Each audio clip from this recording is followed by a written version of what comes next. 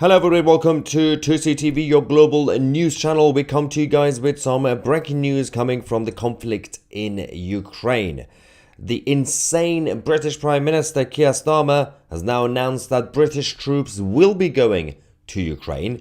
He's also confirmed the creation of a new coalition with his European allies and others in order to go to Ukraine to protect the country and support Zelensky's troops. And in this live stream, we're going to give you guys the latest update on everything that's going on in terms of the backlash since the drama that we had in the Oval Office and what's going on with all the other so-called allies in the West. And of course, we're going to get your reaction in the live chat. All right, there's so much to cover here. First things first, we had this massive summit, emergency summit in London. Everybody came down, apart from the Americans, of course. We had the Canadian Prime Minister, Justin Castro Trudeau. We had the President of France, Mini Macron, and all the others. Even the European Union leadership came down. Yes, Ursula von der Leyen, the dictator of the European Commission, came down. Zelensky himself also met with King Charles. Following this, there was an agreement. So the British government already made an announcement that we'll be sending out, we'll be giving away another couple of £1 billion in the loan package, but on top of that, financial aid as well. So some of it is a loan, some of it is obviously aid. But I thought that's going to be the end of the announcement in terms of this weekend and the summit this weekend. But no, we just had the confirmation from the British Prime Minister that yes, the coalition, which is calling it the coalition of the willing, if you're willing to join the coalition, I guess, and also British troops on the ground and up in the air will be going to Ukraine. Let's go to the announcement. First, we will keep the military aid flowing and keep increasing the economic pressure on Russia to strengthen Ukraine now. Second, we agreed that any lasting peace must ensure Ukraine's sovereignty and security, and Ukraine must be at the table. Third, in the event of a peace deal, we will keep boosting Ukraine's own defensive capabilities to deter any future invasion. Fourth, we will go further to develop a coalition of the willing to defend a deal in Ukraine and to guarantee the peace. Not every nation will feel able to contribute, but that can't mean that we sit back. Instead, those willing will intensify planning now with real urgency. The UK is prepared to back this with boots on the ground and planes in the air. Together with others, Europe must do the heavy lifting. But to support peace in our continent and to succeed, this effort must have strong US backing. We're working with the US on this point after my meeting with President Trump last week. And let me be clear, we agree with the President on the urgent need for a durable peace. Now we need to deliver together. Finally, we agreed that leaders will meet again very soon to keep the pace behind these actions and to keep working towards this shared plan. We are at a crossroads in history today. This is not a moment for more talk. It's time to act, time to step up and lead, and to unite around a new plan for a just and enduring peace. Thank you. So what these guys, the liberal globalist leaders do is they want to trap you and corner you. So if you right now criticize this strategy, this tactic, then they will say, well, that means if you don't back this, that means you hate Ukrainian civilians and you want them to die. That's literally how it works, apparently. But the idea that everybody said, including the head of NATO, agreed with Trump, that the first step should be to push for the actual negotiations, do the deal first, and then you make announcements about what you're going to do post-deal in terms of obviously whatever the agreement is going to be, in terms of how Ukraine will be protected and how both neither side will actually do anything anymore against each other, right? And Russia will stop attacking Ukraine. Then you talk about what's happening post that phase. These guys are going around already thinking that they want to do like alpha leadership, like what Trump actually does in real life. saying, yeah, well, we're going to send the British troops, we're going to keep them safe. Like, you can't. You haven't even brought Putin to the negotiating table yet. And the whole thing is going to fall apart again. Now, meanwhile, as we said, the British government, in addition to yesterday's announcement of the £2.2 billion loan to Ukraine, he also announced today, during the summit, another £1.6 billion aid package. This is not a loan, this is just an aid, to be used for the purchase of 5,000 air defense missiles, which will be produced in Belfast. Now, the idea around some of these missiles, we have the information from the Ministry of Defense. These are the lightweight multiple missiles that you have. It's a 13 kilogram in terms of the weight. They're quite lightweight, obviously, but they, in terms of the reach, 6 kilometers. So they're not even that hardcore, but they still cost a lot of money because they're built in the United Kingdom. But obviously that's going to go. But the strategy is important. You have to think about the actual consequences. If you criticize this sort of approach, doesn't mean you want Ukrainian people to die. They are currently being attacked all the time anyway. You just have to say to these idiots that this is not the best approach. Now, we've already heard this, but Mike Johnson, Speaker of the House in Washington, came out to actually say, because he was very reasonable throughout this whole, especially the last few years, in regards to support for Ukraine, but making sure there's accountability and transparency in terms of the American taxpayers and everything else.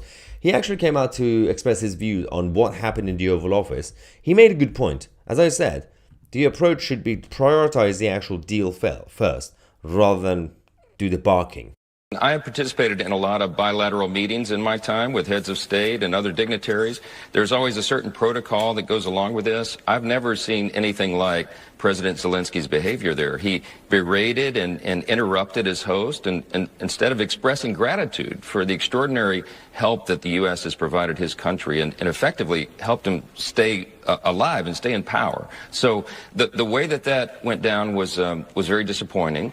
I hope and pray, frankly, that President Zelensky will come to his senses, come back to President Trump, express gratitude as he should, apologize for his behavior there, and accept this mineral rights deal, because that is the best way for us to get to a point of peace over there in that region, and it's in the interest of both countries.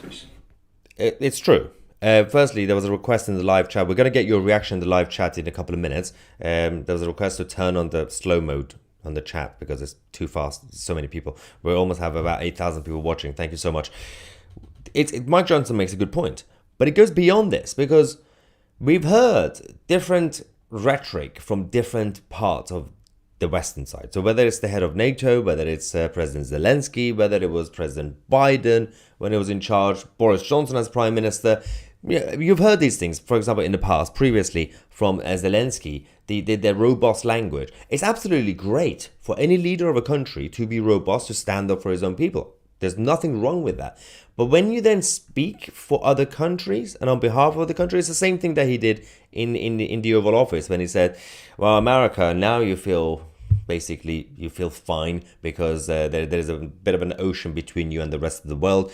But in the future, you will feel it. I know there was a language barrier there, but he was basically saying never say never. America could basically also be under attack, and then you guys are going to be crying. That's basically what he meant. But he's said these things before in terms of getting the American troops to go and fight. And he was, again, I know this time it wasn't a language barrier because it was actually, there was a translation, but this was a direct translation. Watch this. The U.S. will have to send their sons and daughters exactly the same way as we are sending their sons and daughters to war. And they will have to fight because it's NATO that we're talking about, and they will be dying. They have to send their sons and daughters, and they will be dying because obviously it's a conflict. Of course they will be dying. It's the tact, it's the lack of diplomatic approach that doesn't help. Again, even people like Macron, even people like Starmer, even people like Trudeau understand basic diplomacy. It's a Western culture. We understand it. If everything from the moment you go into the Oval Office to the way you brief the media, the way you make speeches, you can't really go around like the supreme leader of Iran or Putin or President Xi. Even President Xi is diplomatic. Like the guy obviously is two-faced, but that's the definition of diplomacy anyway. He doesn't really go around barking all the time, but the supreme leader of Iran does it. So we don't really do that. It doesn't work if you want to have a coalition. And now Keir Starmer is creating the coalition of the willing. It's such a weird name as well. Coalition of the willing, sending the troops there. Everything goes back to all these other leaders as well. So we had Donald Tusk on behalf of the Polish people. And obviously Poland is massively supporting Ukraine. Fair enough. Makes sense. But again, the language directly, on the one hand, attack and insult the Americans, and then they beg the Americans for help. It makes no sense. Pick one. Watch this. Proszę Państwa, jest taki paradoks i ktoś słusznie zauważył, że i zobaczcie jak to brzmi. 500 milionów Europejczyków prosi 300 milionów Amerykanów, żeby oni ich obronili przed 140 milionami Rosjan. Chcę się powtórzyć tylko te słowa. Umiesz liczyć, to licz na siebie, zacznij liczyć na siebie. Nie w odosobnieniu, ale z pełną świadomością własnego potencjału. Europa, jeśli czegoś dzisiaj nam brakuje, to przecież nie przewagi gospodarczej czy ludnościowej, tylko wiary w to, że jesteśmy naprawdę globalną potęgą. Now the Europeans are begging the Americans to go and defeat the Russians. And now you're asking for help. 10 minutes ago, you were insulting the Americans. You can't do both at the same time. You can't be that demanding. They know. So since 2 days ago, they've been having these crisis calls and meetings in Europe saying, we don't need America. We're going to have our own European army and F NATO. They've also been briefing against NATO. Mark Rutte is in charge of NATO, even though he's pro-EU. He's like, okay, well, this is embarrassing. Now it's my job to protect NATO, which is America. So they went against NATO. They went against America, saying we're going to create our own coalition of the willing. And now they say, well, we need America. America should support us. Like, you can't do that. One of the few reasonable people turned out to be Giorgia Meloni from Italy, the Prime Minister of Italy, because obviously she's closer to President Trump and the American side, and she's against the EU, but she's still a good ally in Europe anyway. She's respected, even by Macron and Olaf Scholz and all the others, but she's Eurosceptic. She's the one who came to say today it's best to focus on uniting the West and not be divided further over the Ukraine issue. Now, she's still supporting the Ukrainian people, but she says, can we not completely destroy the Western alliance, the overall Western alliance, everything that we have, because Emmanuel Macron wants to have his EU army? It's embarrassing. Now let's get some reaction from you guys. What do you guys think about British troops going to Ukraine? Vinny says, thank you, Vinny Kings, billions to protect everyone but the UK. Well, the thing is, if we were still the power that we used to be, the British Empire, with all the money, we can make an argument, but we don't have that. We have 40 tanks in the UK right now. 40 tanks. Then there's obviously a few hundred in terms of the overall, but in terms of active that you can actually use. So even if you get to 400, the overall number, it's still not really good enough, right?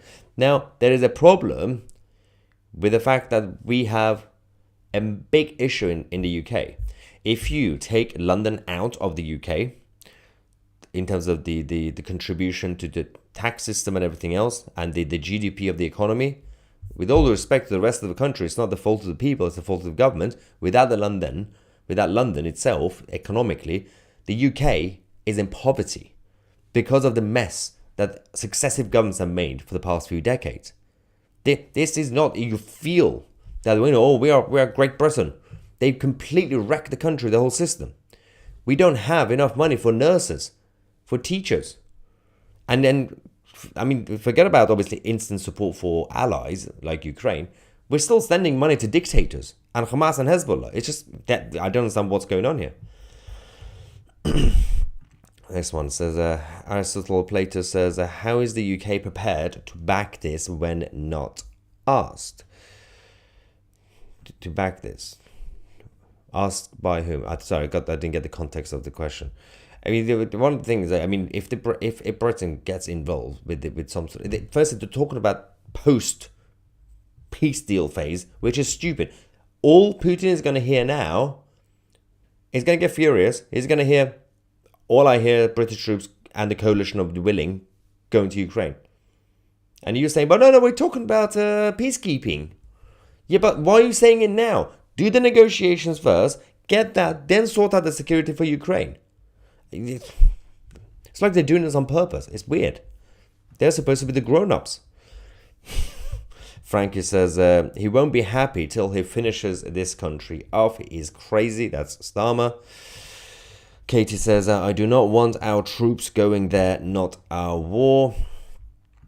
Another one says, we are going to send our LGBT troops.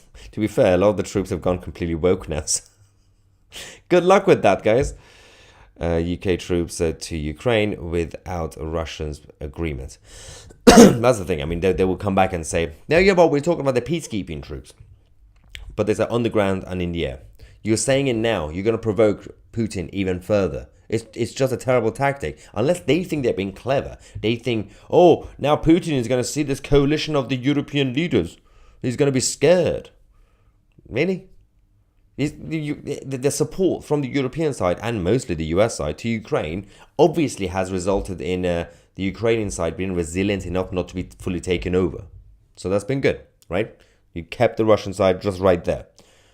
But I'm pretty sure even the Iranian regime would not be scared of a European coalition without the Americans. If you don't have the Americans, you can't do much.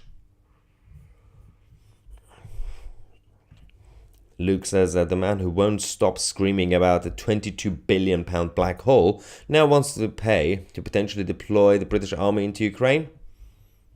Well, the thing is, the announcement wasn't a potential scenario. It was a 100% guarantee. So it wasn't like, oh, in a certain scenario, we're going to send the troops. He said, we will send the troops. As peacekeeping, obviously. But so there's no ifs or buts. And that's the biggest issue. You can't negotiate. Nancy says, Starmer is sabotaging everything that Trump was trying to achieve, a strategic peace deal. Yeah, everything that they're doing is going against the main strategy. They literally asked America to lead this. They asked America to lead not just in terms of support, but in terms of the negotiations. There was a reason they asked America. And now they're saying, well, because Zelensky fell out with America, we're going to go against America. Why not? You guys talk to Zelensky and calm him down and tell him how to be slightly more diplomatic for the sake of his own people. Instead of just pandering. RG says that this military move by Starmer reminds me of something else. Hint, he is a rather chubby fella from a country located north of South Korea. True. Again, I still laugh at the fact that the North Korean soldiers went to Ukraine to support Russians and they got lost. What were Russia thinking? I have no idea. Idiots. Stu says, took Zelensky's side, met behind Trump's back to prove they are strong without him, and then asked for Trump's money. European leaders are rodents. That makes, if you joined the live stream late, that's the summary of what you missed the first few minutes. That's basically it. They pretended we don't need America, and now they're saying, oh, can America please come and help us? Because we've been briefing the media, barking, and making all these big promises. We don't know how to do it. Can Daddy Trump come and help us? That's basically what's happening. I mean, Donald Tusk was basically begging America. What do we need to do to get Starmer to step down? Hashtag refuse to go. Let Starmer go support Ukraine and leave us alone. Single-handedly, right? Because we have obviously representative democracy, all you need is the only thing you can rely on is the MPs in the House of Commons to vote of no confidence. But the problem is not Starmer. A big chunk of the House of Commons would do the exact same thing as Starmer did, from both the Labour Party and the Tory Party. You'll be surprised, but both of the main parties, the majority of their MPs would do the exact same thing, or similar thing basically. Which is basically not thinking themselves, waiting for the civil servants and advisors to tell them what to do. Debbie says, Lord help us. Putin said no boots on the ground. Welcome to the start of World War III. And the thing is, they're not going to do it because Trump is going to intervene eventually. He's going to tell them to shut up. He's going to drag them. He's going to do not send the British troops there. Starmer's going to be scared of Trump anyway. He's saying this basically to get Trump to get angry, to call Starmer, to get the European leaders not to do it, and then that starts a conversation. That's the only scenario I see. It's a provocative statement to get Trump to get angry enough to get in touch with the rest of Europe, for the European side and Starmer say, okay, Mr. President, you're here now, you're angry, let's work together again. That's basically, I'm guessing that's the only thing I could see as a tactic why Starmer and the coalition of willing decided to announce tonight. Clipper says, I knew Starmer would do something like this, as this is what Blair did in the same when his popularity took a decline. I just hope that the EU don't allow or manufacture an attack to get their own 9/11. Let's hope Trump can make these clowns see sense. I think, as I said, this is the only scenario I could see why they decided to make this announcement, to get Trump to do an angry call and then start talking again. BG says, best of luck, EU. USA over and out. If I were Trump, I would just say that, yeah. He's going to come back, but he's going to make them grovel. He's going to make them go to Washington. Well, not physically, as in go to the US. Because he's still doubling down on the fact that he wants a public apology. So I don't think the priority is going to be at the end a public apology. He just wants the European side and the rest of NATO to come back begging and explaining themselves what they've been doing the last 2-3 days, literally the last 2 days. It's been embarrassing. So more taxes on UK citizens. How do we afford it? Oh, printing money and borrowing it from international banks. Lovely stuff, right? Thank you, Keynes, with his stupid so-called economic vision. Printing fake money. Aaron says they've signed our D34th warrant. Death. I'm just reading it literally. Death warrant. They are nuts. They're not going to do it. We're all done for. And another one says, I'll get back to some non-super chats as well. We just got a few super chats first. He just says, I've got more firepower on my farm in Texas. Yeah, I can imagine. And Cynthia says, I don't know who Zelensky thinks he's dealing with. And what arrogance to demand US troops to help fight. Trump will never send our troops to Ukraine. Yeah, I mean, it's highly unlikely. David says, my heart goes out to you, UK. Just, I hope you don't do it physically like Elon. My heart goes out to you all, guys. Get rid of your prime minister ASAP. That would be ideal. Tell Keir Starmer to send his son to the front line. Nobody wants war except these idiots. The more Zelensky talks, the less I care. Conrad says Ukraine already admit they have lost $175 billion, half of all, 100 in corruption, money and unaccounted for. So of this extra 2 billion, half will go, half of it will go missing, right? Yeah, I wonder into whose pocket. Well, we have to wait for the investigation by Doge and Elon Musk to find out what happened to that money, because President Zelensky himself admits, he's like, I don't know where it's gone. So even he wants to know. So we should help Zelensky find out where the money is, right? When it says 772,000 subscribers. Oh, this is going up fast now. There we go. We can change it. 3, 2, 1. Boom. Thank you, ladies and gentlemen, helping us reach 772,000. When it says, keep up, Maya, you're flying high. Thank you so much. With your support, of course. Tesbot says, I'm presuming only ethnic minorities may apply in the spirit of equality and diversity. This is a very good point. If we are sending British troops to Ukraine, the armed forces have gone woke, which, by the way, is very sad, because until literally about 3-4 years ago, I was thinking and also saying publicly, thank God everything has gone woke, with like the NHS and schools. I was like, thank God the armed forces still not been touched fully, right? Even the police went woke first. I was like, yeah, the armed forces, we still got that, which is nice. Then that fell apart completely, right? Now, the problem with this is that they've been pushing for all these the diversity stuff, but the reality is, are they actually going to go and fight? I'm going to say no. Another super chat, thank you so much. Daniel says, if the British troops get attacked, is that the trigger of NATO Article 5? Technically, but I don't think they're going to actually exercise it. I mean, they have to, like, based on the actual agreement, the treaty in NATO, but are they prepared? It's going to end badly.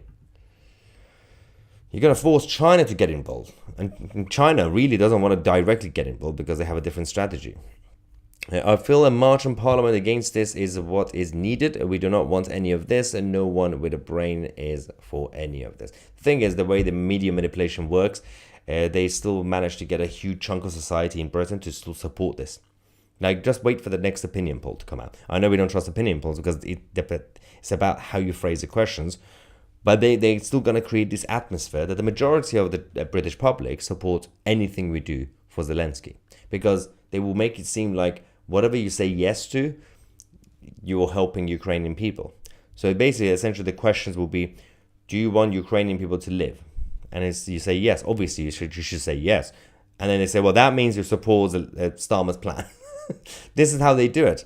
If you criticize Zelensky or Starmer, that means you hate Ukrainians. That's how they think, the idiots. David says, well, Trump's not coming to see the king now. At this point. Let's construct all irregular migrants to fight for the UK citizenship place. Win-win. Yes, that should be a part of it. You should, if you're an illegal migrant or a migrant, you want to become a UK citizen, go fight. And not just fight, you have to win. As a soldier, you can't even get injured. A tiny injury doesn't count. Then, when you're successful, instead of a Medal of Honor, we'll give you a British passport. It's a terrible idea, by the way. She says, by the way, what's the point of Zelensky meeting King Charles? It's influence. It's all nonsense. Soft power. Oh, look at us. We're hanging out together. So that Trump sees it and gets angry. Does the king have any actual role in decision making? Not directly, but when it comes to foreign policy, his team, the palace, obviously are involved. They give suggestions. They can just be like, oh, is this right for the country? Is this good for the country? That indirect, subtle suggestions. Not disrespecting, I just reckon it is more of an honorary title to be royal. No, it's not. The monarchy in the UK, the royal family, is not ceremonial. It's not like certain other countries. It's constitutional. They have a role. They just don't get involved with party politics, but they are involved with wider decision making about the country. So that includes foreign policy. Do you think it's wise for Trump to visit KC now? KC. Who's KC? Sorry, my brain doesn't work. It's 10:30 in the evening right now. Sorry. Ivan says, for once, I'm lost for words. That's new, Ivan.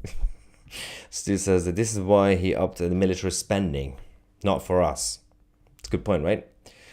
The UK has 110,000 soldiers and less than 200 fighter jets. How many of them Starmer is willing to send into that meat grinder? And the thing is, if you send a huge chunk of the British troops to Ukraine, how could it stop? If I were, I don't know, the Islamists or China, I would say, well, this is a perfect time to attack the UK because they can't even defend themselves anymore because they're not there. Pete says, interesting if the UK government tried to conscript. Well, they won't. I mean, logic would say they won't, but it's a crazy world right now. Trying to force everybody. They might start doing it. I don't think they will, but... Heather says that North Korea and Russia have a security agreement, so that could trigger nuclear stuff or pull in more countries if they go in. I doubt they will. The thing is, that's one of the fears that a lot of people in the intelligence have been saying. Their fear is if things escalate, it's not necessarily Putin pressing the red button. It's that a stupid ally, Kim Jong-un, could go crazy. And then how is it going to stop everything? The whole domino effect will be absolutely insane. Clipper says, it seems the people funding the Free Palestine lot are now funding a wave of pro-Ukraine protests in the US and other countries. I just hate the hypocrisy and double standards of the European leaders who and basically the Western side in general. When Israel had to start defending itself, every single government went around saying, well, no, you can't do that. No, you can't really just defend yourself like that. You shouldn't do. We're not going to send you support. We're not going to do it. We're going to condemn. every single time. But with this sort of situation, Zelensky says, well, I want to, I don't know, blow up Moscow. Yeah, go on, do it. Do you want more? There's been no criticism of any decision made by the Ukrainian armed forces. There have been mistakes. It's a conflict. Mistakes happen all the time, from all sides, any conflict. Bad moves, plots, conspiracies, all this nonsense happen. Things blowing up, certain people saying it wasn't us, the others saying it wasn't us. No condemnation, nothing from these international leaders. Israel defending itself in a very rational way, and they always attack the Jews. Sacrificing our young me for their sick sentimental ideology. What color is the sky on Starmer's planet? Black. Oceana says, is it possible if Zelensky was just 5 foot taller, we wouldn't be in this mess? What? How is that going to help? Daniel says, what would your stance be if we were in Ukraine's position? I do agree with you for the most part. I just would like to hear your opinion. So as in if we were in Ukraine, well, as in, for example, if you and I were Ukrainian. So obviously there was first you have to blame everything that the Western side have been doing in your name for the past 20 years or so. That's the first thing that you ideally wanted to prevent that. Ideally, you didn't want the Clinton family and all the others to go around plotting without even telling you. And the whole strategy with Russia, even before Putin, because everyone says, oh, just because of Putin, started before Putin in 1994, 95. Now that you're in the situation, obviously, yes, you're going to have to defend yourself. You can't surrender. At first, you're going to need support, but have a rational agreement with your allies, and that includes European countries. You ask for support. You do have to give something back. You get your own people to be trained better. You always have to be ready. The Ukrainian armed forces were not fully ready. And these are the people who were supposed to be on standby for the past decade or so, saying, well, Russia's coming, Russia's coming. They were not professionally trained. It was embarrassing. By the way, the same could be said about the Russians. The Russians were embarrassing as well. Everyone was expecting them to be so professional. Remember the tanks?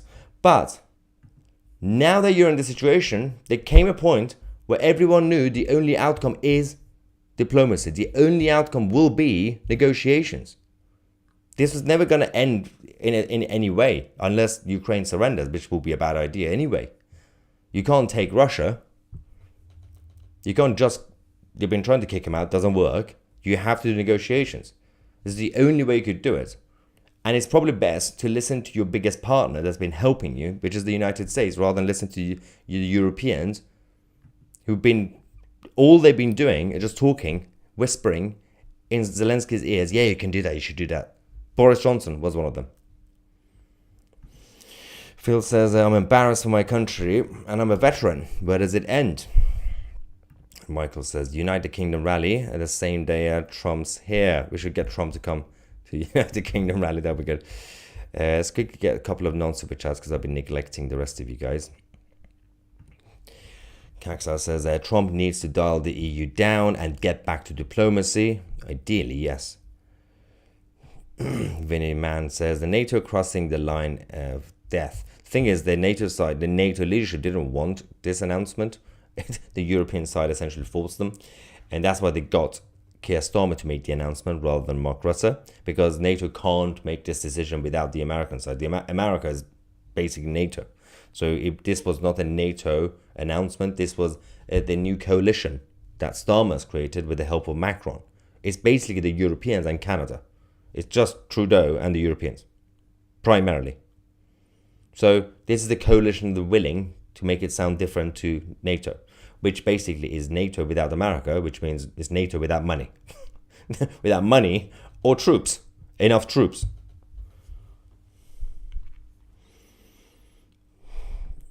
Sharon says Trump ain't helping him. That's crap. Yeah. If the UK soldiers die, that's not going to get the US troops in. Does Starmer get this? If you've already made this announcement about the UK troops going, that's not how you get the Americans to come back and support you. The whole thing is stupid. The whole thing's going to backfire, but it might actually work short term, as I said. It might actually get Trump to get angry, to pick up the phone to Europe, saying, okay, whose idea was this? And Starmer say, sorry, sir, I made the announcement, but it's Macron's fault. It was his idea. Then Trump will say, all right, kids, calm down. We need to talk about this. Get Zelensky to come back. We'll have to talk about this. I think this is the only scenario I could see why they got Starmer to make the announcement, because he was the host, obviously, of the London summit. But so there's the latest updates. Obviously, if you missed the beginning of the live stream, feel free to go back to the start. And thank you so much for all the support. We've obviously now reached 772,000 subscribers on Maya Tusi, and we are the media.